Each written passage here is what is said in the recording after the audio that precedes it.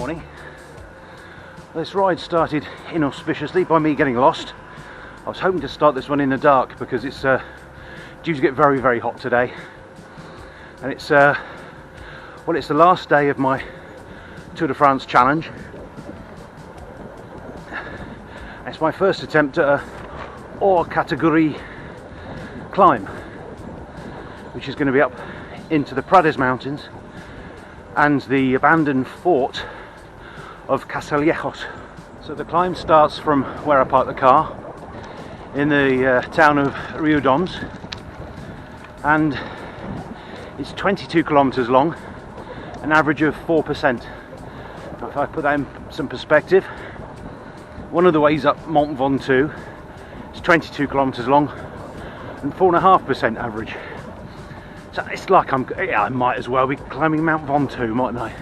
So it could be quite a novel experience for me because I'm closer to the coast, there's more people, and I'm choosing one of the most popular climbs in the area.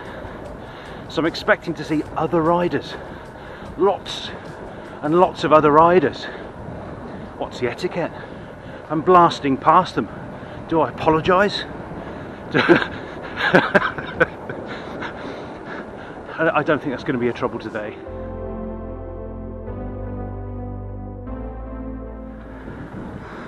It's just coming through Las Borges Blancas, which smells of pasties on a Sunday morning. It's torture. Some mist or fog forming up at the top. That's interesting because not only is there an abandoned fort or camp, military camp at the top, there's also an abandoned village.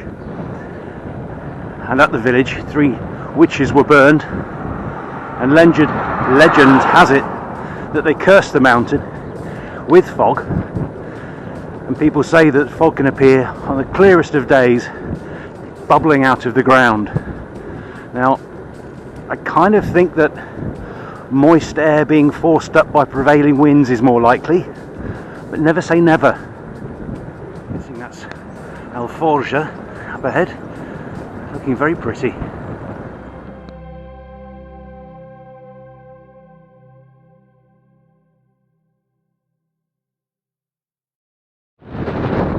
Very much into the foothills now of the Prades. Oh, but I can see the road up ahead of me. I've got no idea how we're going to get there.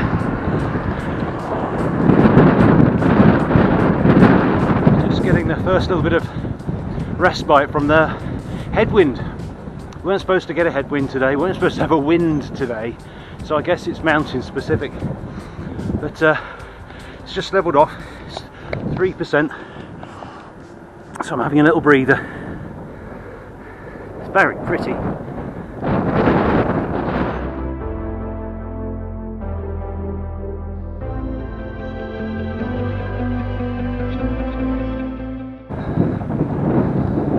Looks nice that way, but we're going up, into the sun. Really didn't need this. Got a howling headwind and it's 9%, and I'm struggling, I've got to say, I'm struggling.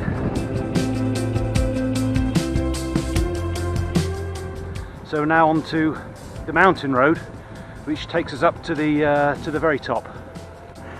It's a lovely little single lane, and you can see the mountain in the background. That's where we're going.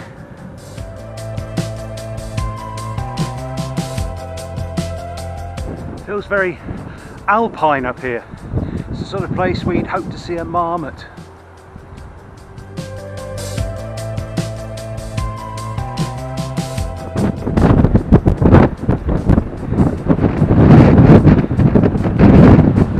Over to get that lovely view, a shot of the view. When I was getting back on, I managed to wrench my back. Oh, come on. Just hitting this really steep bit as well.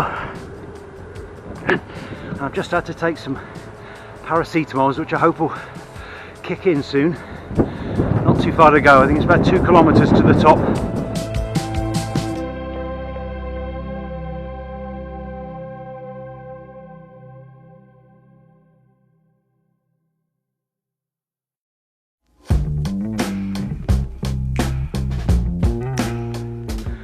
to this I've got 570 meters to go to the top. We definitely can't trust technology. I'm already at the top officially. Instead I'm climbing 9% in first, very slowly.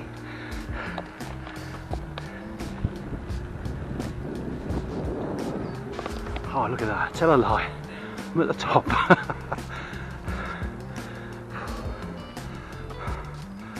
Oh, talk to you a minute. Wow, that was something with a bit of a rickety back, but what a climb. I'm going to go along the ridge now, so I do actually go a bit higher than this, but that's an HC category climb done in the Bank of Experience. Lovely, lots more to see, so keep watching. It really does feel alpine. We're 1,000 meters up, so it's 3,280 feet. It's a good 8 or 10 degrees colder than on the coast. There's dew up here in July in Spain. So we're just getting to the entrance to what was a very, very large military encampment, fort, training ground, call it what you will. So all of the roads have little sentry boxes on them. That one had a Spanish flag painted on it and "Go Home" in English on it. That was the old swimming pool for the cadets.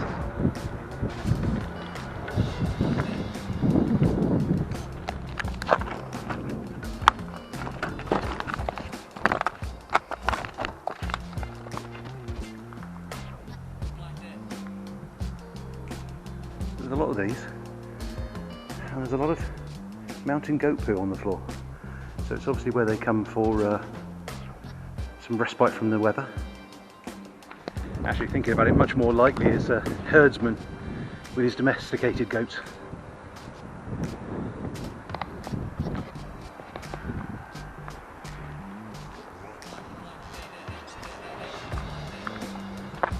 So like I say, there was a huge training ground here. 4,000 people, 4,000 soldiers would be training here during the summer.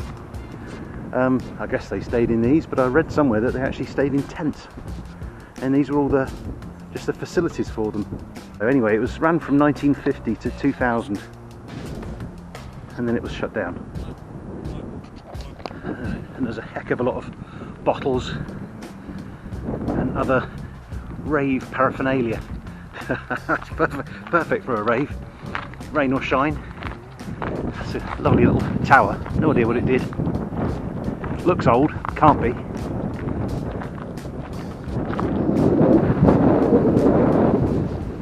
So the camp was named after its commander, the Marquis de Castillejos, and he was only named Castillejos because he was in charge of the army that put down a revolt in North Africa by the Moroccans.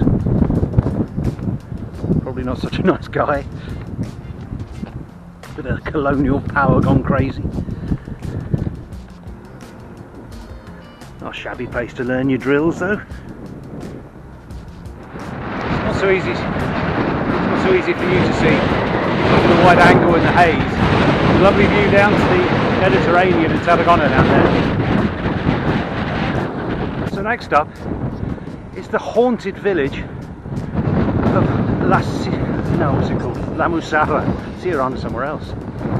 La Musara, which gives its name. Oh, I've got to show you these little baby trees. Look at them. They won't be young. They're just stunted because of the wind. Beautiful.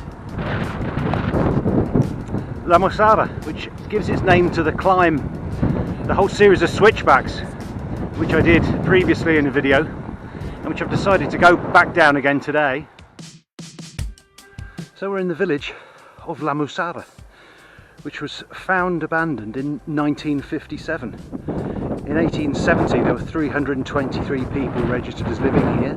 It was down to 36 in 1955, and 2 years later, like I said, when this reporter came to visit, he found packing cases strewn around the place He found books open on the school desks, and he found all the doors of all the houses open. It's a mystery. According to what they're called, paranormal experts, more people went missing in La Musara than any other town in Spain. Famously, there was a guy in 1991 who was here on a trip who disappeared middle of the day. His case is still pending, it's still open. And the other fantastic thing that they say about La Musara is that there is a rock near the entrance, which I'll have a look for in a moment. Can't see it offhand, but this rock, if you leap over it, you find yourself in the United States of America. Well, we'll find it and we'll try it.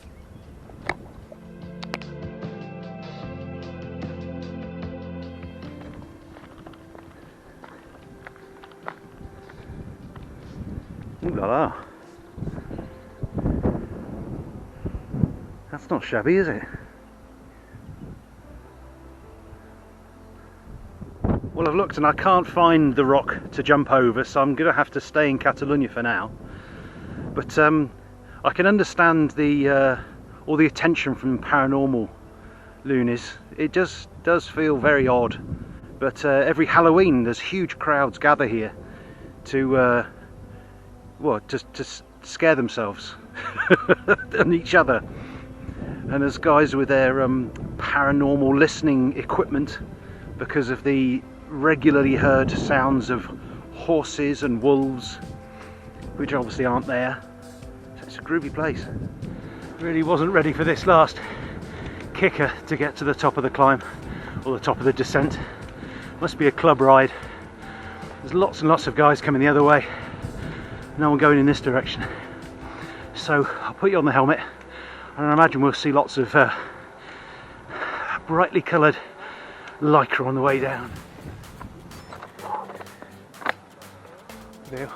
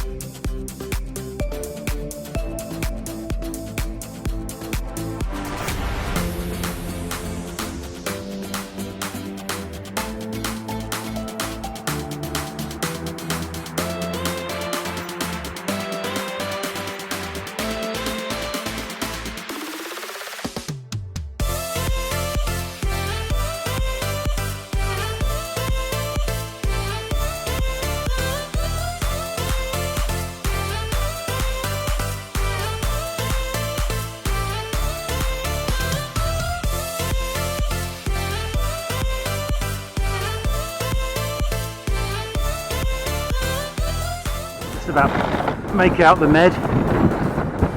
If you look closely, oh, I hate these rumble strips. not designed for cyclists. You can have just a 4-inch gap in them, and they'll be fine.